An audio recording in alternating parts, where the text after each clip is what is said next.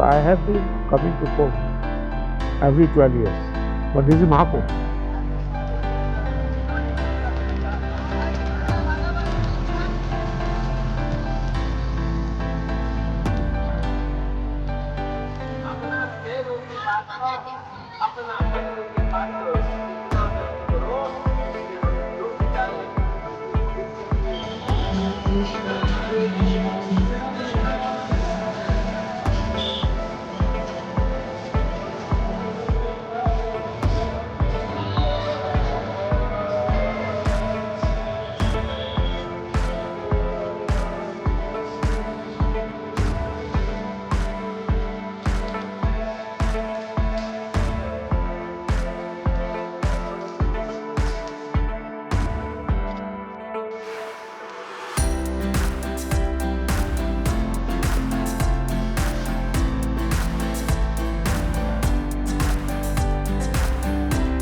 पूरे विश्व में कुंभ की धूम है।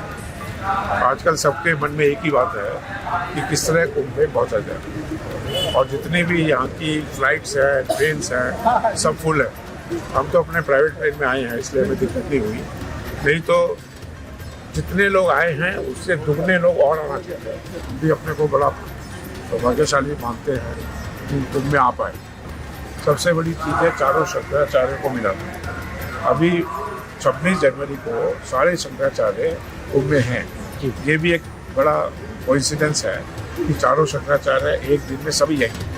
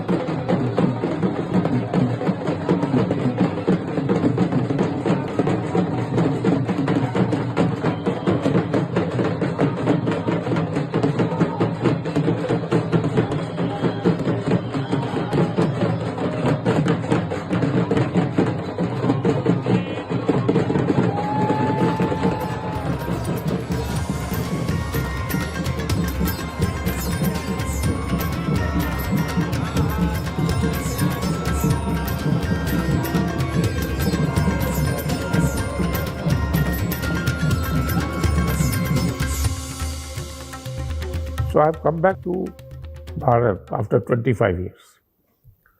And as I came, I was bestowed with the title of Rajarishi. And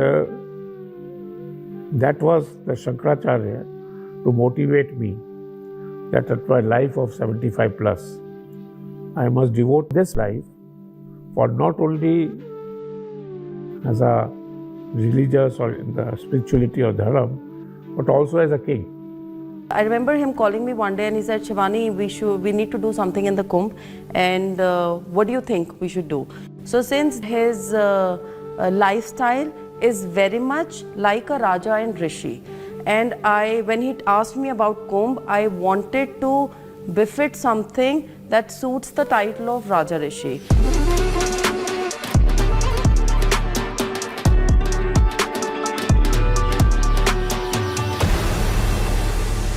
So this palace was my answer, how kings live. I know it's all sandy here. So my idea was, in my childhood, we were all building sand castles. So on sand, the only thing I could think of is a castle. And I thought, opening a palace here for people to see the grand opulence of Indian history would suit right to Rajarishi as well as to the this colossal Maha Kumbh that we are all in right now. To create something like this palace in a period of nearly a month, which is a miracle. I had my doubts. Everyone had a little bit of doubt in their minds. Can it actually happen? Can you actually execute something that large in a place like Kumbh. So, and I'm sure even Rajarishi Modi probably would have thought, God knows what will happen, because he didn't interfere during the execution of the entire palace.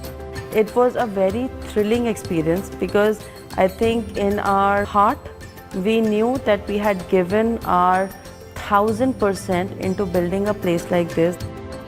On 23rd of December, we went to architect's office, and when he gave us the briefing that he had this kind of idea in his mind, I said, ma'am, how can we execute this? This is next to impossible. And then ma'am said that, okay, we have to do it, Arafat, anyhow. Then I decided to take up this project. I didn't understand the logistic hurdles that I'll face in a place like Kumbh. Normally, I have delivered a lot of projects globally, and sometimes the timelines are tight, sometimes you have enough time. But when you're doing it in a city, it's a totally different scenario. But when you're doing it in a place like Kumbh, where it's difficult for a human to enter properly, I had to get 150 trolleys to deliver the stuff. And why 150? Perhaps the stuff was not as much, but because it was done within 25 days, it's not like we had a concrete design, we had concrete interiors, the procurement was ready, the material board was ready. No, it wasn't like that. It was done on very ad hoc basis. So if today we are deciding, oh, this wall doesn't look that great, I think let's add some more structure to it, or let's add some more artifacts to it. So we had to procure it. So first we had to find out what kind of artifacts will look good, because we can't physically see anything sitting in Kumbh. And then we have to procure it, either bring it from Delhi or Ludhiana or wherever we got the stuff from. By the way, we got stuff from pretty much across India. I think from about good 15, 16 places we got our stuff from. When I come and see this place, I really get emotional, because the kind of time which we have spent over here, I have never spent this much of time in any of my projects. Although we have done like millions of square foot in the past, but this project is very much close to my heart, to be honest, because we have like devoted a lot of time over here, number one. Number two, this has been built in Maha Kumbh, which is itself a very big deal. To make such thing on sand, and that too people are coming and utilizing it and giving good feedback. So this makes us like a little overwhelmed, to be honest, that we have been able to achieve such a impossible task. But to be honest, all thanks to God and to my team, to be honest, that they have put all the tireless efforts to achieve these things for us. So I remember the very first time he entered the palace, which was in this grand living room. He entered and he said, wow. So this is my re-entry to Bharat as the king. This palace has been built befitting to the king. I can't come as a king and live in a tent, and I'm glad I did that. We are welcoming guests from all over the world. We've had guests from Singapore, from Australia, from States, from UK, from Dubai, and of course from India. So these are guests who are either family of Rajarishi Modi, extended family, his friends, his colleagues, his business associates, the family and friends of everyone who's coming here, because there also goes a word of mouth. A friend of mine told me about Rajarishi Palace and also told me, don't expect anything. When I came here, I was taken by surprise. It's just an assault on your senses because it was so beautifully done up here. The food is served with so much love and affection, and it's sattvic food with no ginger garlic, nothing, and it is delicious to the core and served with so much love that you felt you were eating prasad every day. I think that was wonderful. तो 3-4 घंटे ही सो पाते हैं, just because क्योंकि जो guest है कोई गाड़ी से भी आता है, बाय रोड आते हैं, तो उनकी गाड़ियाँ फंस जाती है, उनको पार्किंग तक भेज दिया जाता था, तो फिर हम लोगों को वहाँ से उनको लेकर आना पड़ता था. I am the Global President of Global Citizens Forum. I'm also the co-founder director of Boston Center of Excellence for Health and Human Development.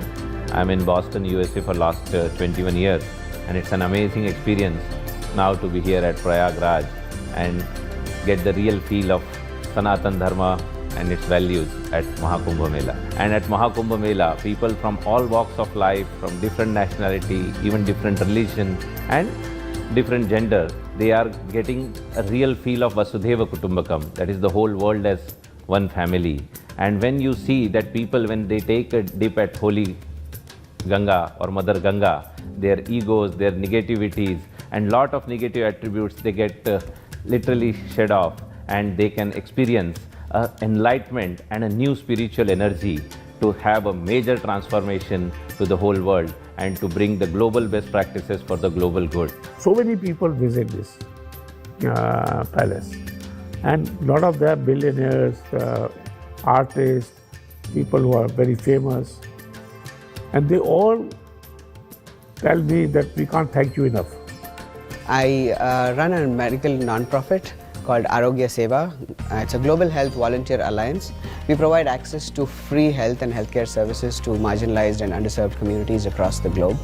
We are also a humanitarian agency, so wherever there is a natural disaster or a humanitarian need in general, we show up and we offer services. Right? That was one of the key reasons why I'm here. So having access to a place like this was like that comfort cushion, which you go to a place like Goa or Pondicherry, you rest, you stay on the beach.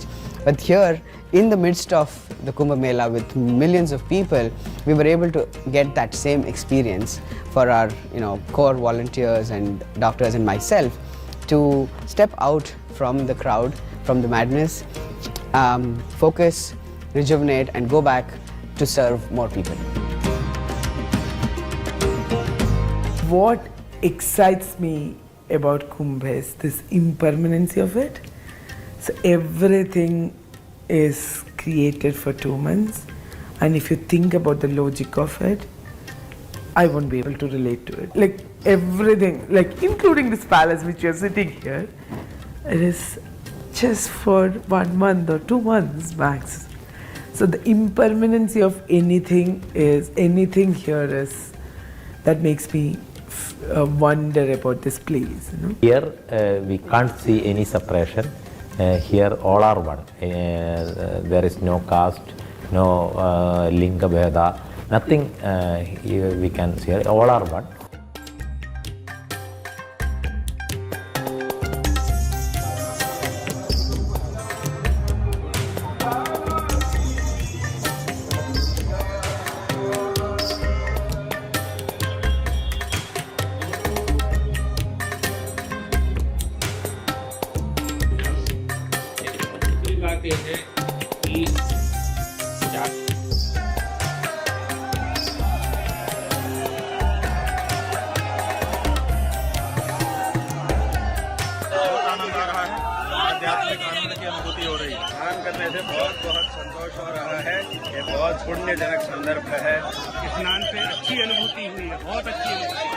So we all got up early morning, and we thought we'll go at 5.